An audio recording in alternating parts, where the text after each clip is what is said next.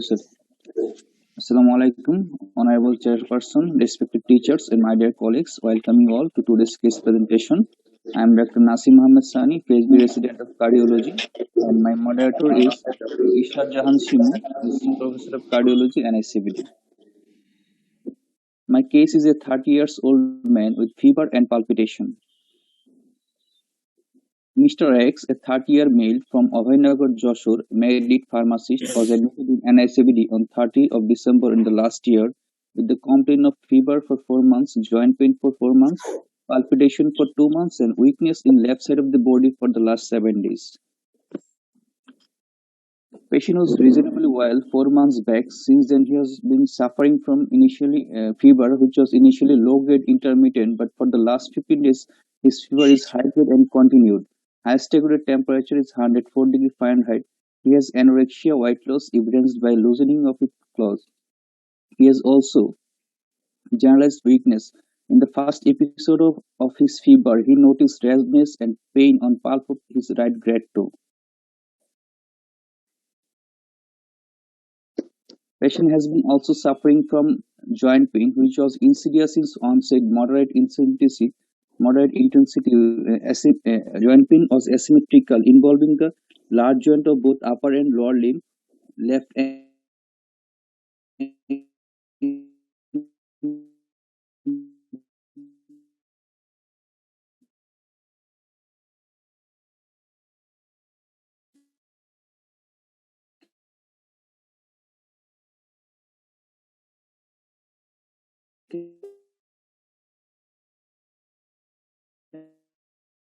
left knee and both elbow. Joint pain was associated 30 minutes. Eye innovation was treated with patient felt more on moderate exertion. There is no history of chest pain, shortness of breath, or syncope. For the last 7 days, he noticed facial asymmetry, dropping of left corner of his mouth, rolling of water while drinking, and weakness of left upper limb. There is no history of unconsciousness, convulsion, headache, bowel, and bladder incontinence. Patient has no history of cough, contact with smear-positive TB patient, no history of rheumatic fever in childhood, no history of drug abuse, dental procedure, any recent surgery or blood transfusion, no history of passage of blood in any roads. Patient is immunized as per EPI schedule. He has one sister, his parents are alive. He is married for 4 years and have one daughter. He is a smoker but non-alcoholic.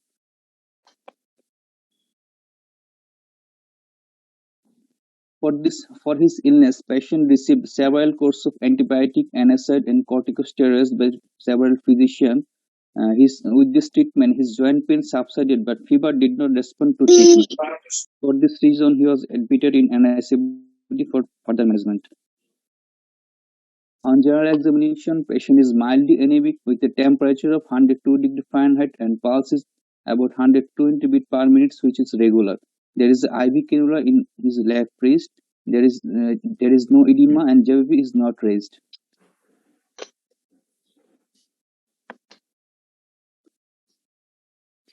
Granulation is present in the left palm and also node also present on right grade 2. There is blackening of plantar aspect of his right foot. Here is the granulation and osseous node and blackening of plantar aspect of the right foot.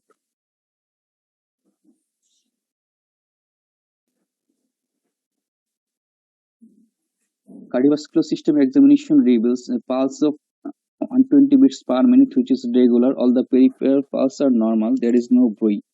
Visible cardiac impulse is present in the apical area. Apex beat is displayed downwards and laterally, which is located in the left 6 intercostal space, 11 cm from the midline and thrusting in nature.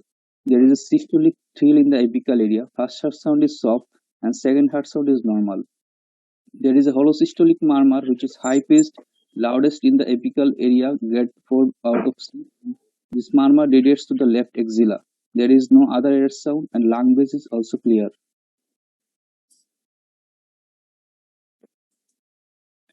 Nervous system examination reveals there is facial asymmetry evidenced by mouth is deviated to the right side and there is loss of nasolabial fold on the left side.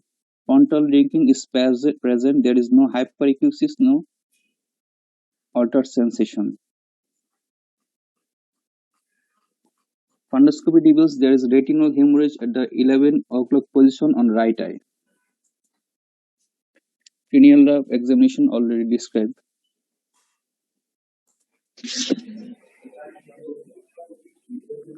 Motor examination of left upper limb reveals muscle bulk is normal, muscle tone is increased, and power is 4 out of 5 in MRC grading, and which is increasing.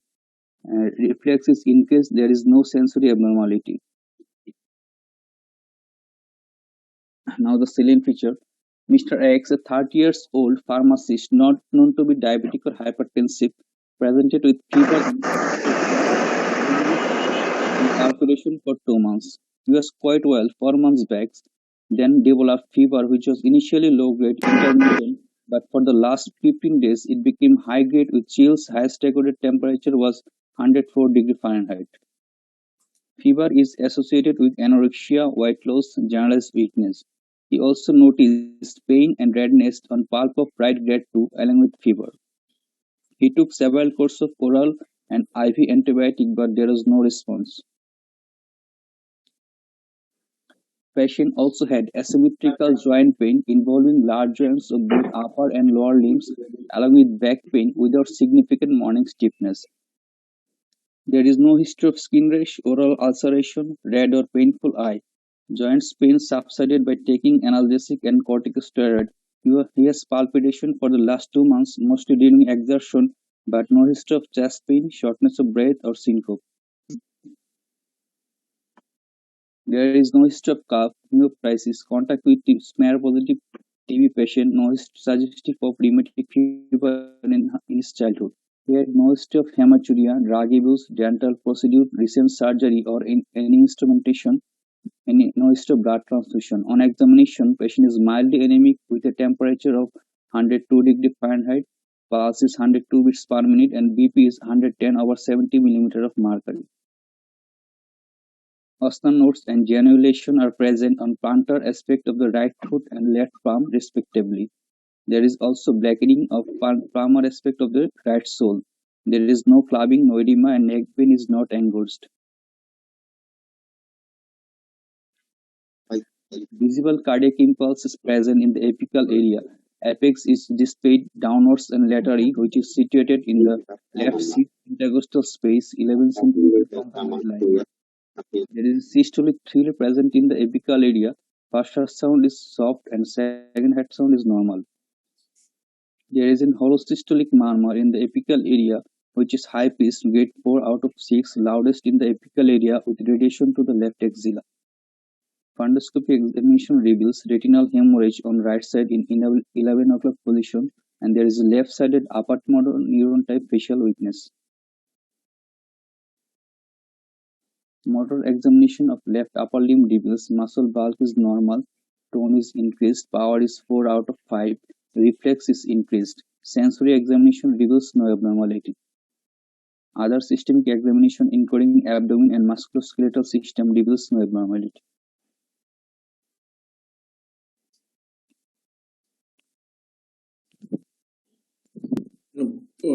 Can you, are you interested to put a diagnosis of professional clinical diagnosis or wait for others' opinion? I can put the provisional diagnosis. Assalamu alaikum, sir. Nazrul, bolo. Assalamu alaikum, sir. Salam Nazrul Islam, sir. Decard stone, sir. Bolo. Sir, I have a query to presenter. What about the neurological examination of the lower limb? Lower limb neurological examination is completely normal. Sir, আমরা কি sir provisional diagnosis sir আমরা কি বলবো নাকি sir present মানে আমরা কি sir provisional diagnosis বলবো নাকি স্যার ওয়েট করব স্যার? স্যার প্রভিশনাল ডায়াগনোসিস ও একটা বসা ও একটা পুট করুক, নাহলে তো আমরা বুঝতে পারবো না যে এখন যদি তো আপনারা তার সেলিয়েন্ট ফিচার নিয়ে কোনো কমেন্ট করতে চান, কোনো অ্যাডিশন কমেন্ট মডিফিকেশন করতে চান, টিপ কমপ্লেন, হিস্ট্রি, প্রেজেন্ট হিস্ট্রি, এগুলো একটু বলেন, এটা একটু কনসাইজ হয়ে আসবে। এগুলা নিয়ে একটু বলেন, কারণ তার মনে যেটা আছে সেটা তো সে বসাবেই। অতএব পজিশনাল ডায়াগনোসিস আপনারাও মনে করতে থাকেন, আর তার আমি it is more valuable to correct or to modify or to any omission or commission of in the history of any important things, whether he has omitted or included unnecessarily, এগুলো একটু comment করতে পারলে ভালো হয়। আপনারা এগুলো দেখেন যে স্যার হিস্ট্রি আপনি যেমন বললেন যে ললিম এক্সামিনেশন করা উচিত ছিল, সে বলছে করেছে নরমাল, এরকম অন্য কোনো কিছু কি করে, অন্য কোনো কিছু কি হিস্ট্রি নিয়ে অমিশন করেছে বা বেশি বলে ফেলেছে, এটা একটু দেখেন, তারপরে ও প্রফেশনাল ডায়াগনোসিস করুক, তারপর আমরা ওটা ক্রিটিসাইজ করি, দেখি যে ঠিক বলেছে কিনা। ঠিক আছে, কারো কিছু আছে হিস্ট্রি নিয়ে, চিপ কমপ্লেন এগুলা নিয়ে, এই পেশেন্টের palpitation and fever, bedside protein করা হয়েছিল জেনারেল এক্সামিনেশন। হ্যাঁ, bedside protein was normal, which is not mentioned in this. Thanks, sir. Sir, Dr. Mazhar. মাজার বলেন। Sunny, thank you for a nice presentation. I have a query. Has the patient any history of bloody diarrhea or urethral problem? No, I mentioned that there is no history of process of blood in any root noise. No, thank you. Sir আদাব sir, আমি doctor Himel বলছিলাম sir. Sir পেশেন্টের neurological এক্সামিনেশনে বলা হয়েছে sir যে left upper limbs motor এক্সামিনেশনে reflex increased, কিন্তু সেন্সরি হচ্ছে sir normal. How this can be explained? আর হচ্ছে স্যার কোনো বাউল ব্লাডার ইনভলভমেন্ট ছিল কিনা পেশেন্টের? No, I mentioned that there is patient diabetic no কিনা? ডায়াবেটিক হতো না। patient is non-diabetic. এই নিউরোলজিক্যাল এক্সামিনেশনের এক্সপ্লেনেশন কি? Patient is 7 days before, so patient developed weakness of left side of body 7 days back. Weakness কে left side of body or left upper Left side, left, upper limb বলছে, left upper only limb. left upper limb. Body chief কমপ্লেনে বলেছিল Upper left limb side and deviation of mouth, drooling of saliva. Deviation of mouth to specific for upper লিম্বের reflex increase, but that is no sensory level at left upper limb, only one limb. কিভাবে ব্যাখ্যা দেওয়া যাবে এটার? না ইট can be possible explain by, এটার ব্যাখ্যা আছে পার্শিয়াল অ্যান্টিরিয়র হেমিসার্কুলেশন স্ট্রোক হলে লোয়ার লিম্ব ধরবো না, আপার লিম্ব ধরবো, এদিকে 7 নার্ভ ধরছে, এটা পসিবল, এটার এক্সপ্লেনেশন তো possible. I want to know to the presenter, is there any vascularity? There is no rash, but is there any purpura to any part of the body? No, except genoid and osternode, there is no palpable purpura or any No bleeding any picture of infestation. peripheral neuropathy? No picture of neuropathy. Yes, okay, thank you.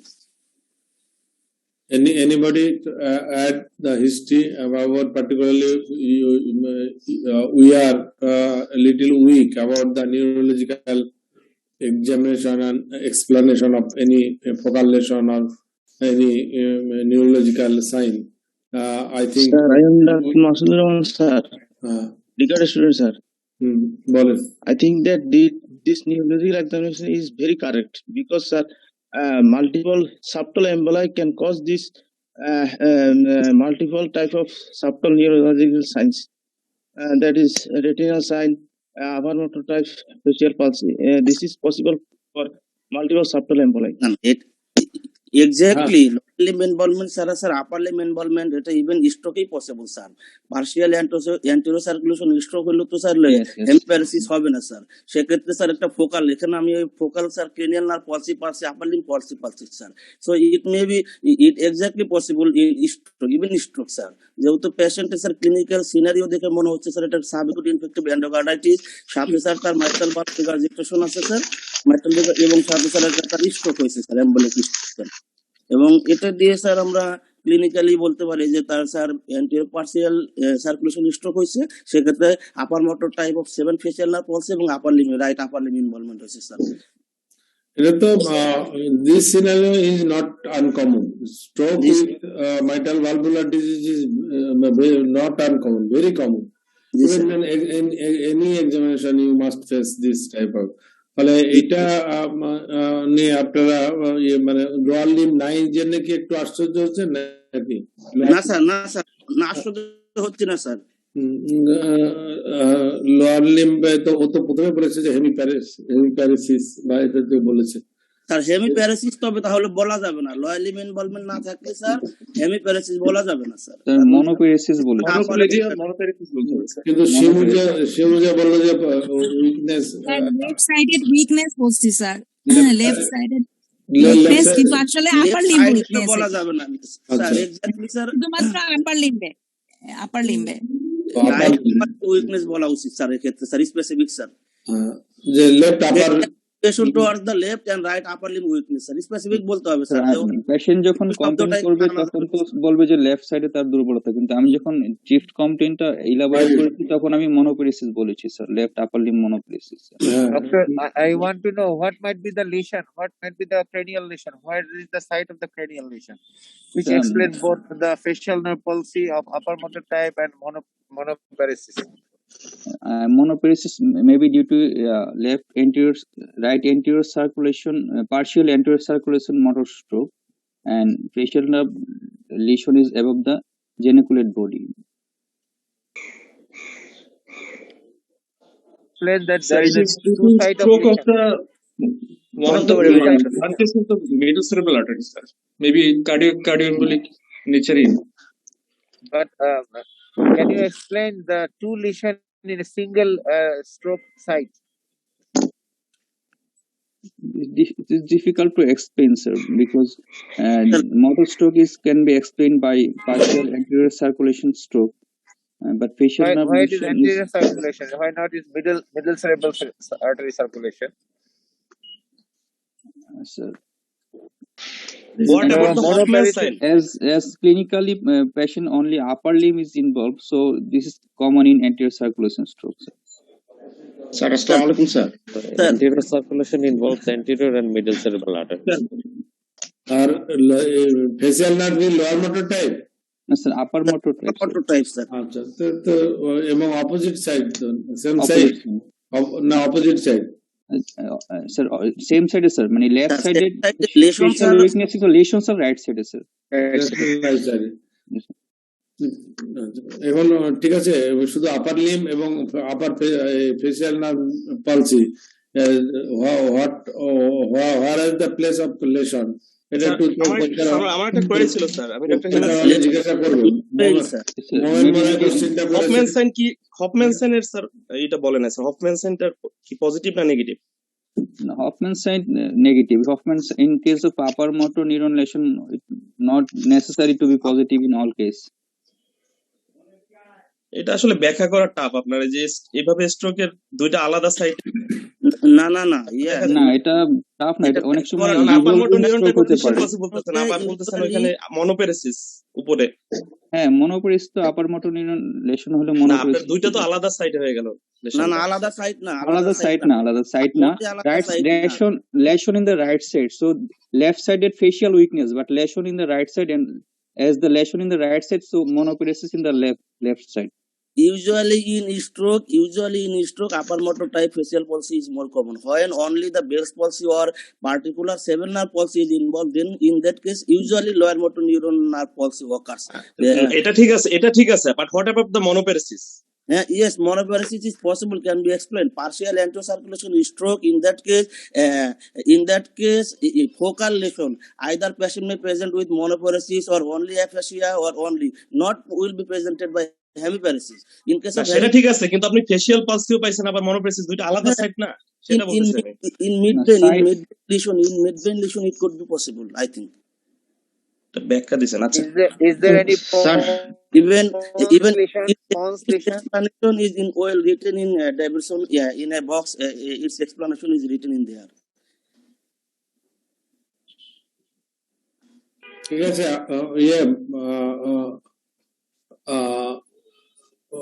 Masud আগান,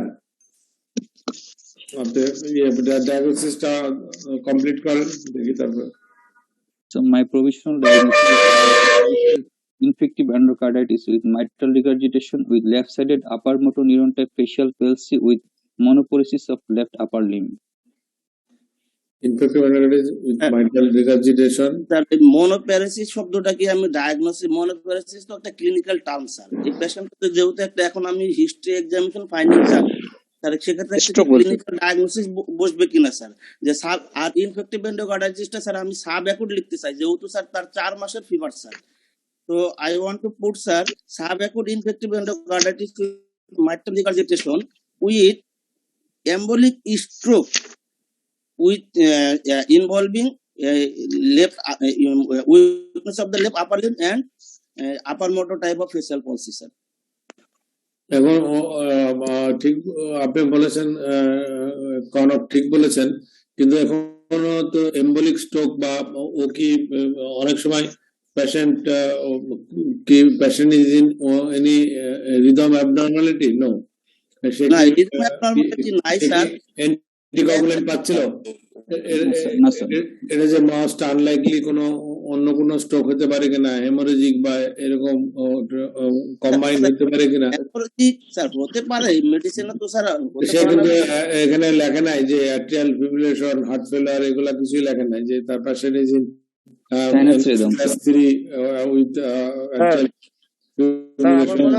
sir আসসালামু আলাইকুম sir, acute stroke লেখা উচিত sir, ডায়াগনোসিসে acute stroke লেখা উচিত হয়েছে sir. এখন তো স্যার তার ক্লিনিক্যালি তো তার স্ট্রোক স্যার, স্ট্রোক হয়েই তো স্যার তার ফেসিয়াল নার্ভ ইনভলভমেন্ট এবং আপার লিম্ব ইনভলভমেন্ট হচ্ছে স্যার, এটা তো ক্লিনিক্যাল স্ট্রোক স্যার। এমনি স্ট্রোক এবং কথাটা বলা ঠিক হবে না, যে আমার মনে হয় স্ট্রোক লেখা উচিত স্যার, এবং এম্বলিক ফেনোমেনন হয় স্যার। স্ট্রোক তারপরে যদি কজ জানতে চায় তখন তো এম্বলিক লিখলো, কিন্তু এত ভেঙে ভেঙে লেখার দরকার নাই যে আপার motor neuron facial nerve palsy বা মনোপ্যারাসিস এটা লেখার দরকার নেই। এটা mitral regurgitation patient sub acute infective endocarditis হয়ে তার একটা স্ট্রোক ডেভেলপ করেছে, এটা ডায়াগনোসিসে থাক, বরং বেটার ছিল যে আপনি যোগ করেন নাই এনআই ক্লাস, তারপরে patient is in sinus rhythm.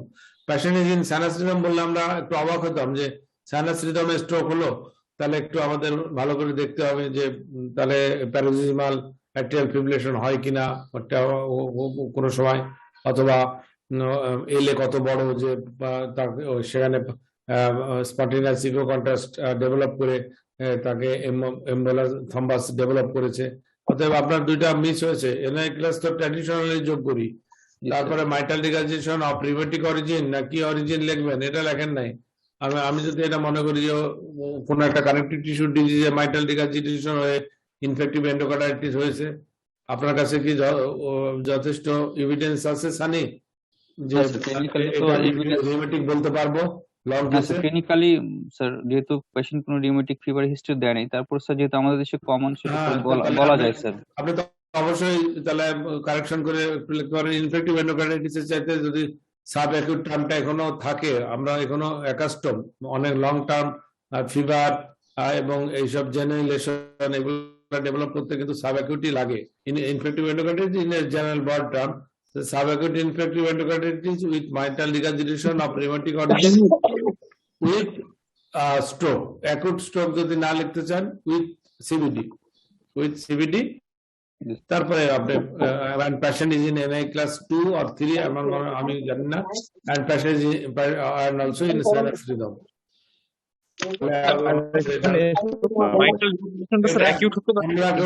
অন্যরা কেউ বলেন যে আর কিছু কিভাবে প্রভিশনাল ডায়াগনোসিসটা লিখলে আরো সুন্দর হয়।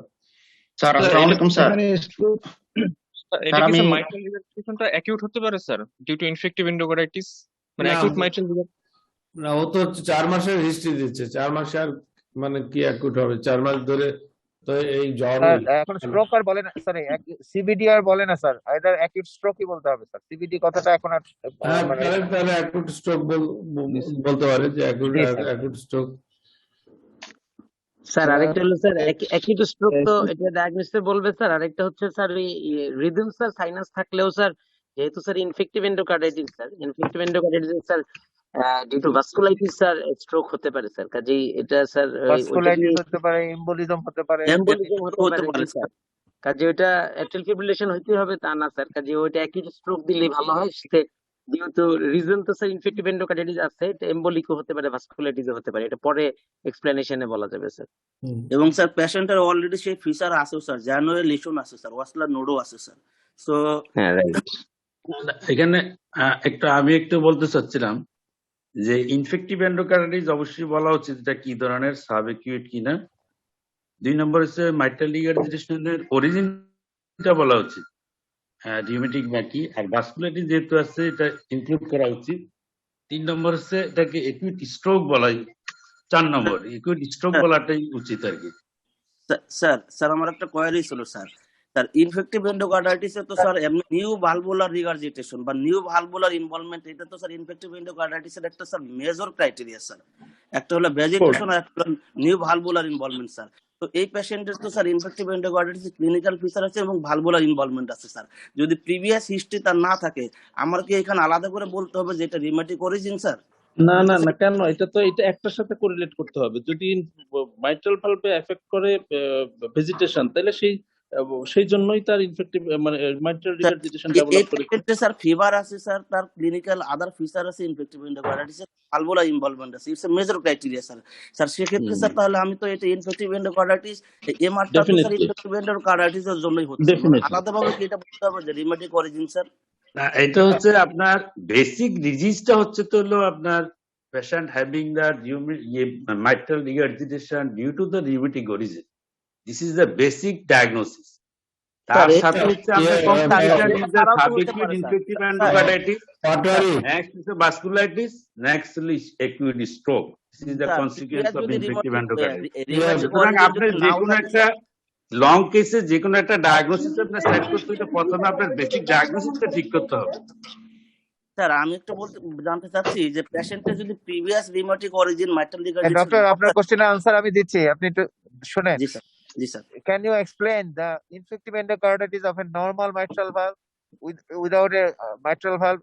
If the patient is drug abuser, the valve involvement maybe in the normal, but in the right side, not in the left side. So Yes, sir. Previously, either the valve was diseased, either by rheumatic origin or by mitral valve prolapse. Anyone can be the cause. So we are not sure, as there is no history previous. So we may speculate that it may be rheumatic origin because it is the commonest, but it may be the mitral valve prolapse also because only the mitral regurgitation is present. So for that reason, we may speculate that it may be rheumatic origin because it is the commonest, but maybe the other causes. But in a normal valve, the infective endocarditis in normal patient cannot be happen.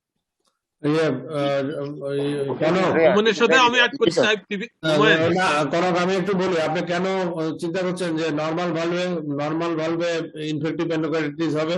আপনার at risk, high risk, mild risk, moderate risk, very high risk, এই গ্রুপটা কি আপনার সবসময় মুখস্থ রাখতে হবে তো, যে কোন ব্যাকগ্রাউন্ডে ইনফেক্টিভ এন্ডোকার্ডিটিস হয়? আপনার তো তাহলে এই কোশ্চেনের উত্তরটা জানা নাই। পরীক্ষাতে তো ফ্রিকুয়েন্টলি আস্ক কোশ্চেন যে হাই রিস্ক ইনফেক্টিভ এন্ডোকার্ডিটিস কাদের, মডারেট রিস্ক কাদের, ভেরি লো রিস্ক যেমন মাইট্রাল স্টেনোসিস, এএসডি, এগুলো থাকলে আমরা ইনফেক্টিভ এন্ডোকার্ডিটিস খুব কম চিন্তা করি। কিন্তু যেখানে দেখছেন যে একটা regurgitant lesion is the first, VSD, high jet lesion, VSD, PDA, এগুলা first. Regurgitant, aortic regurgitation, mitral regurgitation is the first.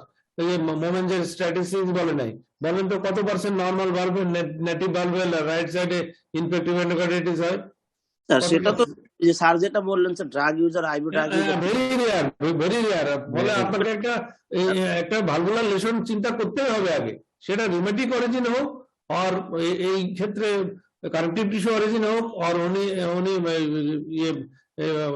অন্য কোনো কারণে হোক, মাইটাল ক্লিপড হোক, অ্যান্টেরিয়র মাইটাল ক্লিপড হোক, কনজেনিটাল হোক, তাকে এটা ধরতে হবে যে তার একটা ব্যাকগ্রাউন্ড ডিজিজ আছে। What is that background disease? Background disease থাকতে হবে স্যার, একটা ব্যাকগ্রাউন্ড, একটা মাইটাল ভালভার যে কোনো ডিজিজ থাকে। নিউলেশন ইজ ভেরি আনকমন স্যার। এটা কনক আপনার মাথায় নাই কেন? আপনি এটা ইনকোয়ারি করছেন কেন? আপনি করবেন যে স্ট্রোক লিখবেন না?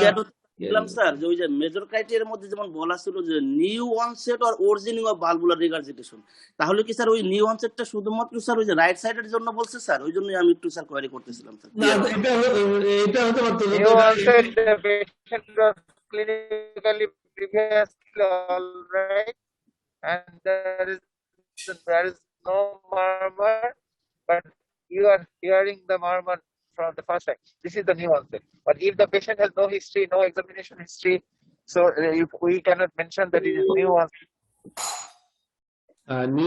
নিউ অনসেট মানে হচ্ছে যে তার হচ্ছে যদি এমএস থাকে তাহলে এমআর ডেভেলপ করতে পারে। এমএস এর যে ইনফেক্টিভ এন্ডোকার্ডিটিস হবে না তা না, তার একটা নতুন মারমার ডেভেলপ করতে পারে। সেটা ফলো আপ করা রোগী থাকলে আপনি বুঝতে পারবেন যে এটা তো রিগাজিটেড মারমার ছিল না, এটা তাহলে ইনফেক্টিভ এন্ডোকার্ডিটিস হয়ে সেটাকে চেঞ্জিং মারমার বলে, মারমার চেঞ্জিং মারমার বলে স্যার। কিন্তু এটা তো আমরা তা পাচ্ছি না, সে প্রথম থেকেই বলছে যে তার একটা রিগাজিটেড মারমার আছে। ঠিক আছে, না তাও আমরা কি ইনফেক্টিভ এন্ডোকার্ডিটিসে কোনো হার্ট ফেলারের সিম্পটম বলবো না, যে পেশেন্টটা কোন গ্রুপে আছে, পেশেন্টের রিদম, এই দুটো কি আমরা বলবো না? জি স্যার, বলা উচিত ছিল sir. Sinus rhythm and NIH sir, heart failure class, এই দুটো কি বলবো না? এই দুটো তো অবশ্যই related to the valvular disease as well as infective endocarditis. আচ্ছা ঠিক আছে, এবার ডিডি বলেন, ডিফারেনশিয়াল ডায়াগনোসিস কি আছে আপনার কাছে কিছু? জি sir. So we have put some differential diagnosis like disseminated TB, lymphoma, and vasculitis, although the murmur is not usual in this case. না, ভাস্কুলাইটিসে মারমার থাকতে পারে না, কোনো কানেকটিভ টিস্যু ভাস্কুলাইটিসে জি স্যার থাকতে পারে স্যার, কিন্তু অন্য দুইটাতে ভেরি আনকমন নাকি? disseminated TB and lymphoma very uncommon sir, unusual. DD হিসেবে কি এটা বলা যায় কিনা, যেহেতু পেশেন্টের ব্যাক পেইন ছিল, তারপর লার্জ জয়েন্টে পেইন ছিল, যে spondyloarthropathy with extra articular manifestation in the form of mitral regurgitation. How lymphoma can be put here, sir? Lymphoma, Arthropathy can only be explained by infective endocarditis because in 5 to 10% of patients with infective endocarditis initially present with only arthritis. Hello hello, হ্যাঁ নাসির ভাই বলেন। আসসালামু আলাইকুম। আচ্ছা, এখানে disseminated tuberculosis আর lymphoma এর পক্ষে পয়েন্টগুলো একটু বলুন তো। Yes, sir. Sir, patient has, in case of disseminated tuberculosis, patient has fever, anemia, weight loss, joint pain, and CNS feature. But point against is there is no cough, hemoptysis, no history of contact with smear-positive TB patient. In case of lymphoma, patient has points in fever, fever, weight loss, anemia, joint pain, and CNS feature, and there is no history of night sweats, no lymphadenopathy, no organomegaly.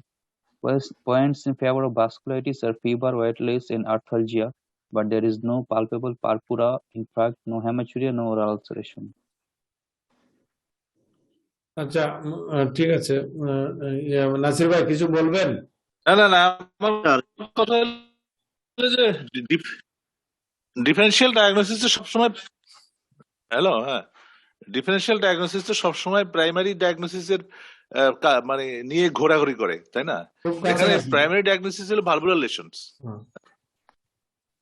Valvular লেশনের differential diagnosis আসবে এবং তার complication হিসেবে infective এন্ডোকার্ডিটিস অন্যান্য symptom.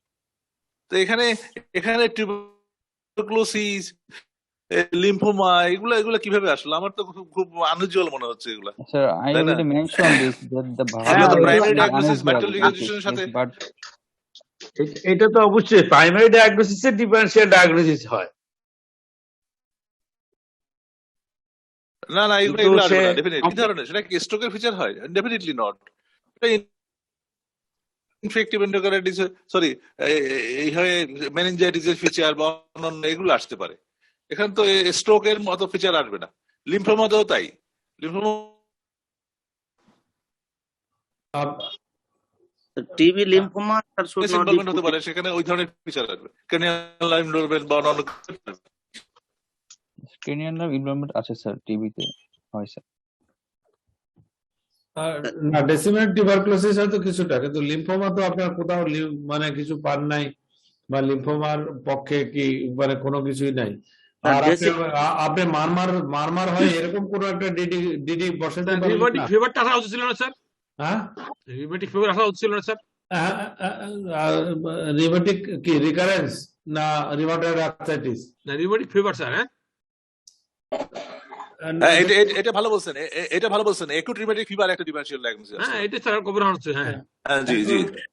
Acute rheumatic fever or relapse, যেগুলো recurrence, recurrence rheumatic fever, যেহেতু বয়স খুব বেশি, এই বয়সে first time acute rheumatic fever না হয়ে বলতে হচ্ছে acute rheumatic fever with recurrence, মানে recurrence acute rheumatic fever recurrence হতে পারতো।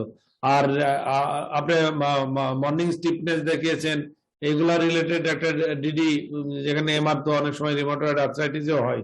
মর্নিং স্টিফনেস মানে সিগনিফিকেন্ট না, ইনসিগনিফিকেন্ট। সিগনিফিকেন্ট না, কিন্তু আপনি তো 30 মিনিটের কাছাকাছি দেখিয়েছেন, তাহলে কি একটা কানেকটিভ টিস্যু ডিজিজের একটা কিছু রাখতে পারতেন না আপনি? কানেকটিভ টিস্যু ডিজিজের কানেকটিভ টিস্যু স্যার মারমারটা সব আনইউজুয়াল না স্যার, এই অনলি অ্যানকালোজিক স্পন্ডাইটিস এমআর থাকে না স্যার, অনলি স্যার না, কিন্তু অ্যাওর্টিক ভালভ। তবে লিম্ফোমা হবে না বা টিউবারকুলোসিসও দেন না আপনি, দিলে ওই রিকারেন্স রিউমেটিক ফিভার দিতে পারে। Multi system abdomen sir, lymphadenopathy নাই, হেপাটোস্প্লেনোমেগালি নাই, তার পালমোনারি কোনো লেশন নাই স্যার, তার অ্যাসাইটিস নাই, how it could be a disseminated TB sir? তার তো সম্ভাবনা নাই, তার কোনো পালপেবল লিম্ফ নোড নাই স্যার, তার রেসপিরেটরি কোনো স্যার ফাইন্ডিংস নাই, তার অ্যাবডোমেনে কোনো ফাইন্ডিংস নাই স্যার, হেপাটোস্প্লেনোমেগালি কিছু নাই স্যার, সেক্ষেত্রে এটা how could it be a disseminated TB sir? হ্যাঁ, without hepatosplenomegaly disseminated TB is still possible. Disseminated TB means involvement of 2 or more organ. As the patient has weight loss, anemia, and arthalgia, this could be possible in this. Weight loss, anemia, arthalgia can be explained by so many diseases. Yeah, where is So the specific? that's why this is the differential. This is not the diagnosis. But in your clinical feature, patient presented with a fever and limb weakness and the features of vasculitis and features of embolic phenomena. How it could be fit with the TB and lymphoma? Your primary complaints and findings are consistent with vasculitic phenomena and embolic phenomena, and along with the valvular regurgitations. How Dr. Korok, I think Sunny considered I only considered the fever and systemic features, but considering the murmur and embolic phenomenon, these are the not differential. Not differential diagnosis, but chronic fever হিসাবে বাংলাদেশের TB হয়তো একটা আসতে পারে with fever sir, any systemic disease sir. না, এখন হচ্ছে আপনি ডিফারেন্সিয়াল ডায়াগনোসিস যদি সেট করেন, প্রথমেই আপনাকে আসতে হবে primary diagnosis, differential diagnosis first, then primary diagnosis with others ফিচারের ডিফারেন্সিয়াল ডায়াগনোসিস, এইভাবে সেট করতে হবে। আপনি সরাসরি এইভাবে সেট করতে পারেন না যে এটা ডিসেমিনেটেড টিউবারকুলোসিস, লিম্ফোমা, ভাস্কুলাইটিস, একটা মাইট্রাল রিগারজিটেশনের পেশেন্টের এইভাবে সেট করা যায় না। আপনাকে এইভাবে সেট করে পরীক্ষা পাস করা ডিফিকাল্ট হবে, আমার যেটা মনে হচ্ছে। আপনাকে প্রথমে বেসিক ডায়াগনোসিসটার সাথে ডিফারেন্সিয়াল ডায়াগনোসিস আনতে হবে ফার্স্ট, নেক্সট হলো আপনার যে বেসিক ডায়াগনোসিস উইথ আদার, এইভাবে আপনাকে sir differential diagnosis should be the স্যারের সাথে আমি স্যার একমত স্যার, কারণ এটা কোনো স্যার সিমটমের সাথে মিলিয়ে কখনো স্যার ডিফারেন্সিয়াল ডায়াগনোসিস হবে না, ডায়াগনোসিসের সাথে মিলিয়ে ডিফারেন্সিয়াল ডায়াগনোসিস হবে স্যার। ফিভার ওয়েট লস একটা systemic feature, any systemic disease can present with fever and weight loss sir. আচ্ছা, তাহলে একটু আগান দেখি আপনি, তাহলে এর কোনো ডিডি থাকবে না, বা থাকলে অ্যাকুট রিউমেটিক ফিভার বা অ্যাকুট রিউমেটিক রিকারেন্স ওটাই থাকে স্যার, অ্যাকুট রিউমেটিক ফিভার আর রিকারেন্স ওটাই হওয়া উচিত স্যার। ঠিক আছে। আর এমনি কত বয়স যেন বলেছেন সানি? 30 বছর। 30 বছর। এখানে কি কোনো ভিএসডি আসার সম্ভাবনা আছে উইথ ইনফেক্টিভ এন্ডোকার্ডাইটিস? এটা আসতে পারে sir. VSD may be possible sir. Yes sir. হ্যাঁ, ইয়েস স্যার, পসিবল স্যার। অনেক সময় হয়তো ভিএসডি এখনো অত ফুল আইসেনমেন্ট ডেভেলপ করে নাই, আর্লি হয়তো ক্লাবিং তো ইয়েতেও থাকে, হলোসিস্টেমিক মারমার বলতে হতে পারে স্যার, আর্লি ক্লাবিং, এগুলা তো সাইনোসিস তো আপনার ইনফেক্টিভ এন্ডোকার্ডাইটিসেও থাকতে পারে। এর সাথে মিল রেখে তাহলে একটা আপনার ভিএসডি একটা ডায়াগনোসিস বসাতে পারতেন, মারমারওয়ালা আপনার তাহলে ডিডি হতো, ভিএসডি উইথ ইনফেক্টিভ এন্ডোকার্ডাইটিস। আমি মনে করি আমি এটা জাস্টিফাই দেখি, যেহেতু ইয়াঙ্গার পেশেন্ট অনেক আমাদের দেশে অনেক লেফট বিহাইন্ড থাকে, ভিএসডি ট্রিটমেন্ট হয় না, এই অবস্থায় থেকে যায়, অথবা লার্জ ভিএসডি অতটা পালমোনারি হাইপারটেনশন বা অতটা পেশেন্টকে ক্রিটিক্যালি ইল করে নাই, এরকম ইনফেক্টিভ এন্ডোকার্ডাইটিস নিয়ে ফার্স্ট প্রেজেন্টেশন আমরা আমাদের লাইফে পেয়েছি। তাহলে আপনি ঠিক করে ডিসেমিনেটেড টিউবারকুলোসিস এবং লিম্ফোমা বাদ দিয়ে আপনি ভাস্কুলাইটিস যদি লিখতে পারেন একটু লিখতে পারেন, আর সবচেয়ে ভালো হবে acute rheumatic fever with rheumatic recurrence আর ভিএসডি উইথ ইনফেক্টিভ এন্ডোকার্ডিটিস। এবার আগান সানি আপনি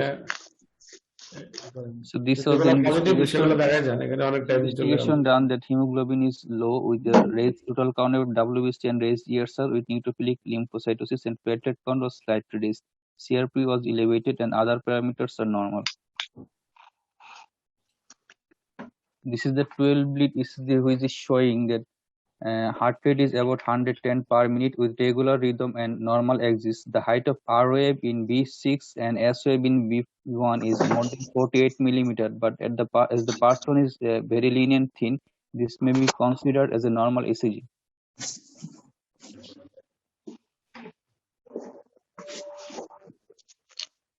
This is the chest X-ray view showing normal tracheal position and thorax with normal claustrogenic and cardiogenic angle. There is prominence of the right hilum and right pulmonary artery, and there is mild cardiomegaly as the cardiothoracic ratio is more than 0.5 and apex is LV type, so we can consider this as a case of mild cardiomegaly.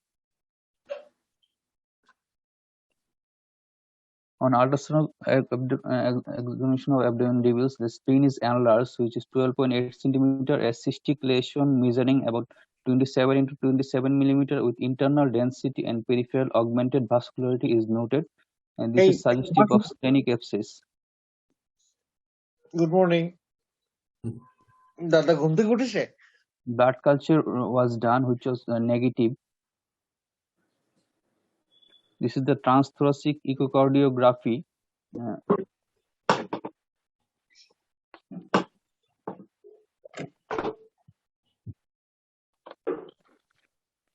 In left side, still picture showing pasternal long axis view, dilated LA, and right side moving clip of the pasternal long axis view showing that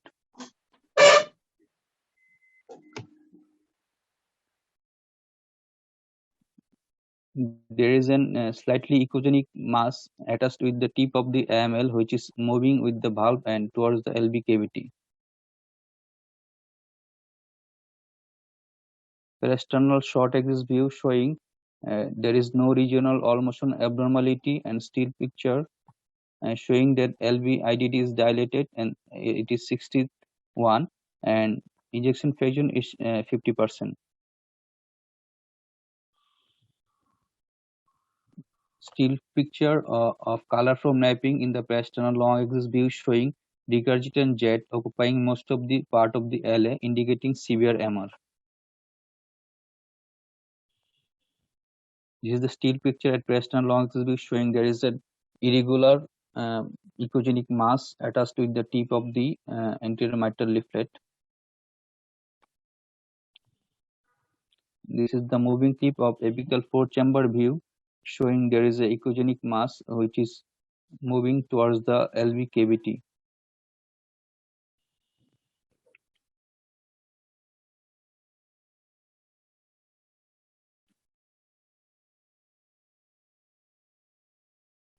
Pulmonary pressure was 16 millimeter of mercury and TAPSI was normal. This is the apical 4-chamber view moving clip showing severe MR. Transthoracic echocardiography, transesophageal echocardiography is also done, which showing there is multiple irregular echogenic mass attached with the tip of the anterior mitral leaflet, suggestive of vegetation.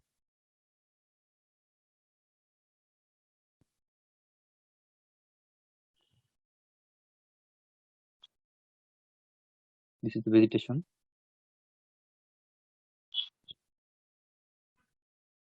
So echocardiographic findings was that LA was dilated with LV IDD 62 millimeter and left ventricular ejection fraction was 50%, RARV normal. There was severe MR and oscillating irregular echogenic mass attached with the AML, suggestive of vegetation. Pulmonary systolic pressure was 26 millimeter of mercury. This is the non-contrast multi-axial CT scan of the head showing there is a hyperdense lesion occupying the right parietotemporal region with midline shifting and effacement of the ventricle on the right side. So, in this CT, we have two differential that we can consider this as a hemorrhage or hemorrhagic transformation of an infarct.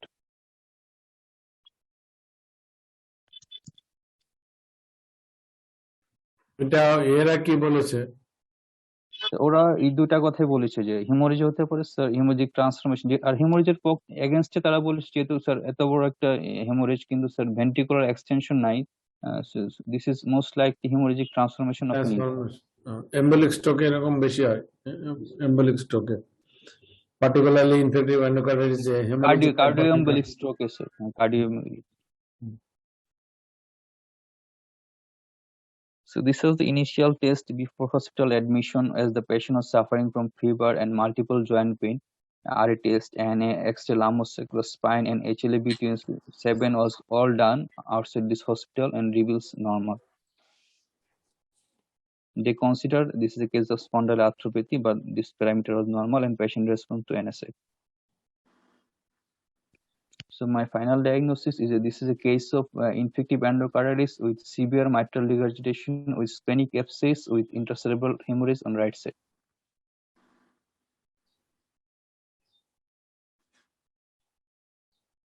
Doctor, আমার একটা question ছিল। Yes sir. যে আপনি mitral regurgitation বলেছেন, কিন্তু mitral regurgitation cause কি? What is the cause? Sir, cause or etiology? Sir, as we have done the এটা আমারও কোশ্চেন। আপনি এত ইকো করলেন কিন্তু কোনো ইয়েই দিলেন না যে মাইট্রাল রিগার্জিটেশনের কারণটাই বললেন। ওখানে ভালভুলার লেশন আছে, ভালভু থিকেনিং আছে, ও তো কিছু কমেন্ট করে নাই। Sir mitral leaflet was sir normal sir. না, নরমাল মনে হচ্ছে না।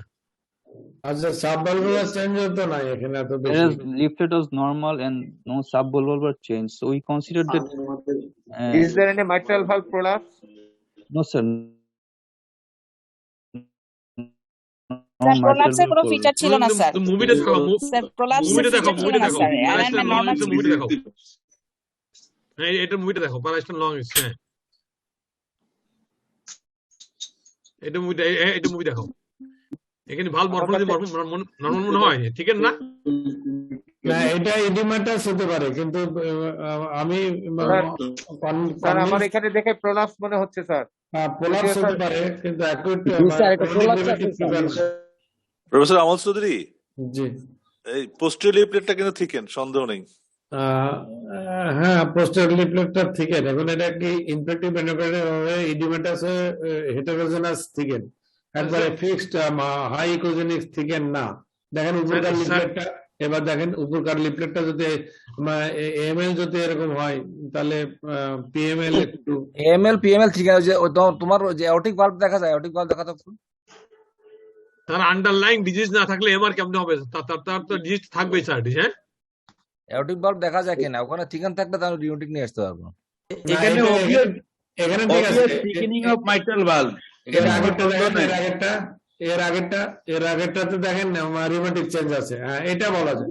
এই যে আছে স্যার, হ্যাঁ ঠিক আছে, ঠিক আছে। শুধু আইসোলেটেড মাইট্রাল রিগার্জিটেশন যে পার্সেন্টেজে আমরা পাই শুধু এমআর রিউমেটিক ফিভারে, ক্রনিক এমআর সেই গ্রুপে, এই জন্য অত চেঞ্জ হয় নাই ম্যাটেড বা আবার ডোমিং এর মতো। ঠিক আছে, অ্যাডভান্স করেন ইয়ে সানি বন্ধ। আপনি ম্যানেজমেন্টে চলে যান। Management Patient current treatment was conservative. Our next one was neurosurgical consultation and cardiovascular surgical consultation. So if we as the patient has no history of previous anticoagulant use, so if we consider this is a case of intracerebral hemorrhage with infective endocarditis, cardiac surgery in this case should be delayed for up to 1 month. And if we replace the valve, and tissue valve is preferable to avoid postoperative anticoagulation.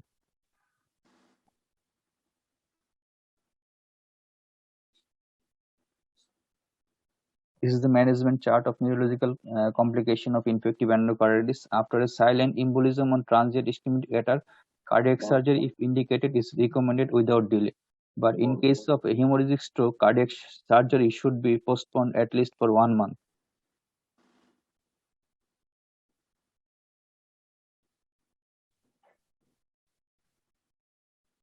আপনার infective এন্ডোকার্ডিটিস ভালো হয়েছে কিনা এটা বলেন। Culture, এখানে স্টুডেন্টদের culture খুব important. একটা ইনফেক্টিভ এন্ডোকার্ডিটিস এর পেশেন্ট কালচার একটা পাঠালেন, যত্রতত্র ভাবে নেগেটিভ আসলো, নেগেটিভ বলে দিলেন। এটা কিন্তু এখানে কিন্তু এই কোশ্চেনটা খুব ভালো করে বলবেন যে how to perform ideal blood culture for a suspected infective endocarditis patient.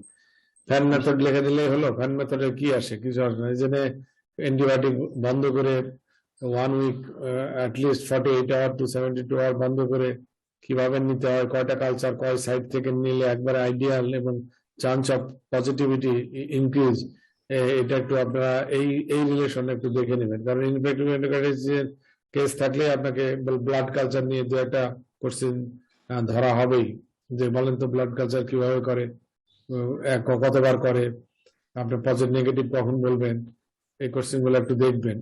কারণ আমাদের দেশে তো আইডিয়ালি ব্লাড কালচার করা হয় বলে মানে আমি মনে করি না, আইডিয়ালি করা হয় না, এই জন্য নেগেটিভ হয়।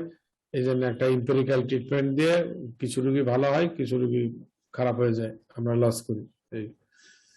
সেটা আরেকদিন হবে না, আপনি যেহেতু কেস প্রেজেন্টেশন করলেন।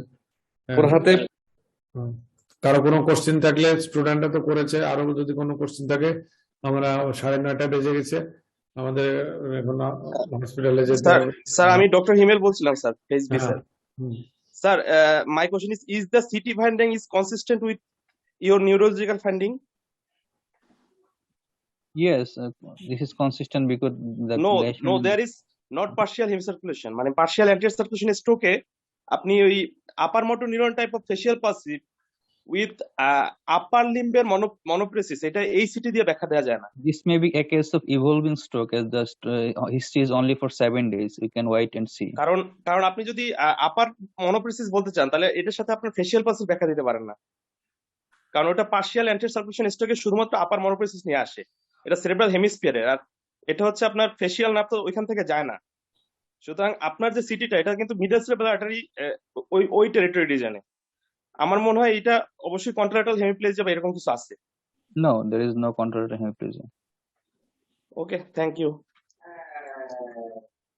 আচ্ছা, কোরিলেশন হয়তো নিউরোলজিক্যালি অতটা এম্বলিক স্ট্রোক হলে তো বিভিন্ন জায়গায় বিভিন্ন রকম হয়, এই জন্য অন্য কোনো কম্পোনেন্ট অন্য কোনো টেরিটরিতে হইতে পারে, হয়তো এটা সিরিজ কেন অত ভালো আসে নাই। এমআরআই বা ফার্দার অন্য কোনো এনজিওগ্রাম টার্ম করলে, এমআরআই করলে হয়তো বোঝা যেত। ঠিক আছে, আর কারো কোনো কোশ্চেন? স্যার কোনো অর্গানিজম কি বের করা যায় নাই স্যার? ব্লাড কালচার কিছু বলে না কিছু? কালচারটা স্যার নেগেটিভ ছিল স্যার। সে বুঝতে পারছি, ব্লাড কালচার পজিটিভ পাওয়া খুব কঠিন। আইডিয়ালি না, ব্লাড কালচার কিভাবে করতে হয় এটা আরেকদিন ভালো করে, একজন ছোট কোনো কেস হলে ভালো করে বলে, ব্লাড কালচার জানতে হবে যে টাকা নষ্ট করে লাভ কি, যদি আইডিয়ালি না পাঠান একটা রোগীর, আপনি আইসিডিআর দিতে পাঠাবেন, সে একটা স্যাম্পল নিয়ে চলে গেল, এভাবে ধরুন আপনাকে ইনস্ট্রাক্ট করতে হবে যে তুমি 3.5 hour পার্টে 3 সাইড থেকে স্টেরাইল কন্ডিশনে আপনার 3 different side থেকে sir at least half an hour apart নিতে হবে যাতে পারসিস্টেন্সি বোঝা যায়। আচ্ছা, আমাদের তো আছে ব্যাকটেরিয়ামিয়া এন্ড হচ্ছে স্যার 3 ডিফারেন্ট সাইড থেকে নিতে হবে, এবং এটা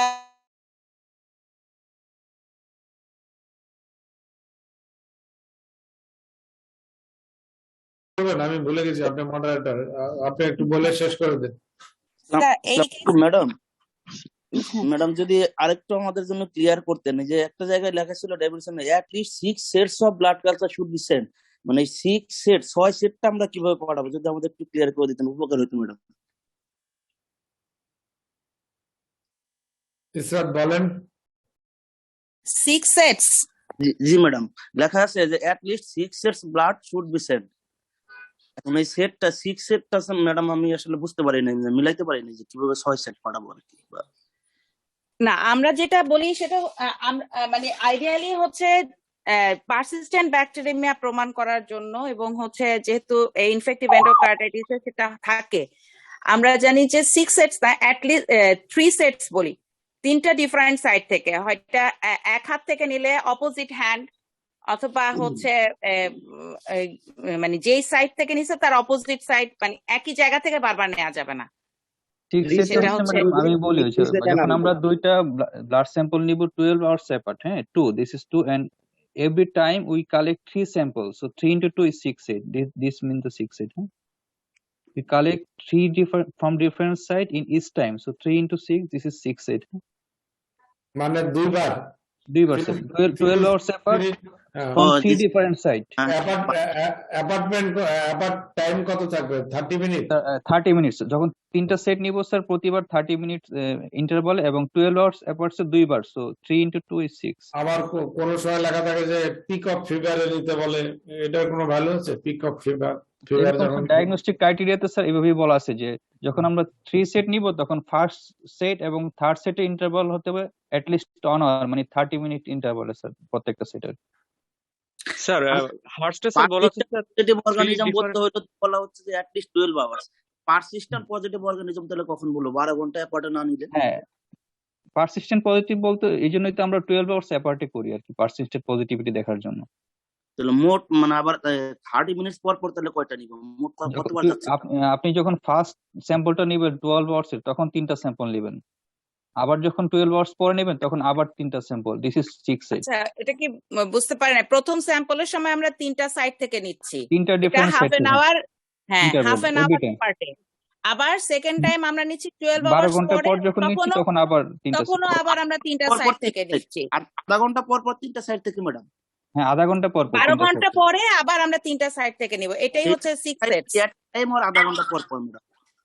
একটা হচ্ছে 12 আওয়ার্স যখন নিব, আমি আবার একটু ক্লিয়ার করি, ফার্স্ট সেটটা নিচ্ছি, ফার্স্ট টাইম যখন নিচ্ছি প্রথম কালচারের জন্য, তখনই আমরা 3টা স্যাম্পল নিব 3 জায়গা থেকে 30 মিনিট অ্যাপার্ট, ঠিক আছে? আবার 12 আওয়ার্স অ্যাপার্টে সেম পেশেন্টেরই নিব 3 ডিফারেন্ট সাইড থেকে হাফ এন আওয়ার অ্যাপার্টে। এই 3 যোগ 3 হয়। থ্যাংক ইউ ম্যাডাম, বুঝতে পারছি এবার। আমি পরে খাবো তো, আরে আমার খাওয়া হবে না, ক্লাস শুরু হবে 2 মিনিট পরে। যারা তার চেয়ারপারসন আপনি 5 মিনিট দেখে ফেল তো জয়েন কে যা আর কত যাইতে বলতে